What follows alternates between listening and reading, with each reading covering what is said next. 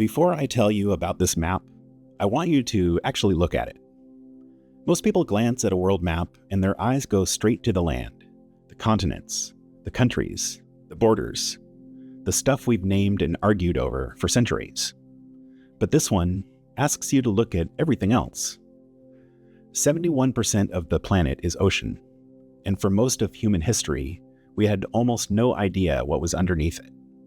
The floor itself, the mountains, the valleys, the ridges, the trenches, was essentially a blank.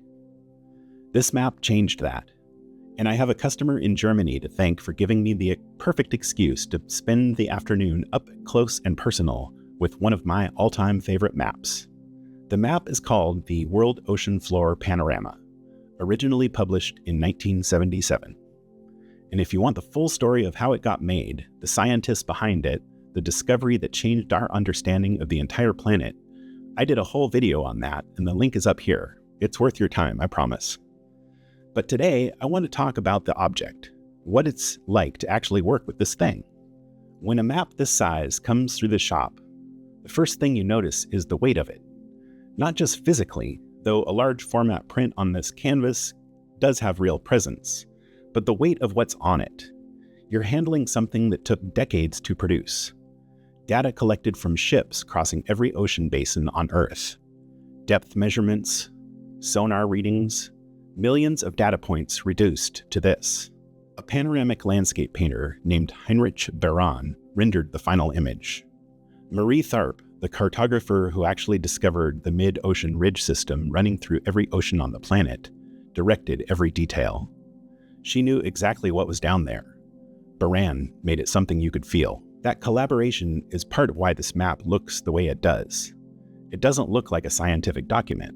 It looks like somewhere you could go. Working with the map face down on the table, you're essentially handling the back of something extraordinary, which is its own kind of experience. You know what's on the other side, and you're being careful with it in a way you're careful with things that matter. I like this mount for a piece like this because it doesn't put anything between you and the map. No reflection of glass, no border pulling your eye away from the image. You get the full field of it. And with the ocean floor, the full field is the whole point. You want to be able to scan across it, find the ridges, trace the trenches, let your eye travel the way it would over an actual landscape. The mount I'm doing here is a wooden rail system. The map is tensioned across the back. No frame, no glass, no matting. Just the image stretched taut, ready to go straight on the wall. This is honestly one of the parts of the job I don't take for granted.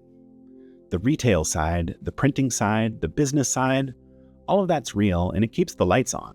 But every so often a piece comes through that reminds you why maps are worth caring about in the first place. And to me, this is one of those pieces. The Mariana Trench is on here, 7 miles deep. If you dropped Everest into it, the peak would still be a mile underwater. The Mid-Atlantic Ridge, the longest mountain range on Earth, 45,000 miles of it, runs right down the center of the Atlantic like a seam. All of that is sitting on this table right now, face down, while I set the rails. There's something I find genuinely funny about that. When this goes up on someone's wall in Germany, they're going to live with it, walk past it every day, have it in their peripheral vision when they're doing other things, and occasionally they're going to stop and actually look at it. Really look. And remember that most of the world is underwater. That the tallest mountains on Earth are ones nobody has ever stood on. That someone figured all this out from data alone from a desk without ever getting to see it directly. That's what this map does. It makes the world bigger every time you look at it. So thank you to our customer in Germany for the order and for giving me an excuse to spend time with this one. If you want to go deeper on Marie Tharp's story, I'll leave a link in the description. Genuinely one of the more remarkable stories in the history of cartography.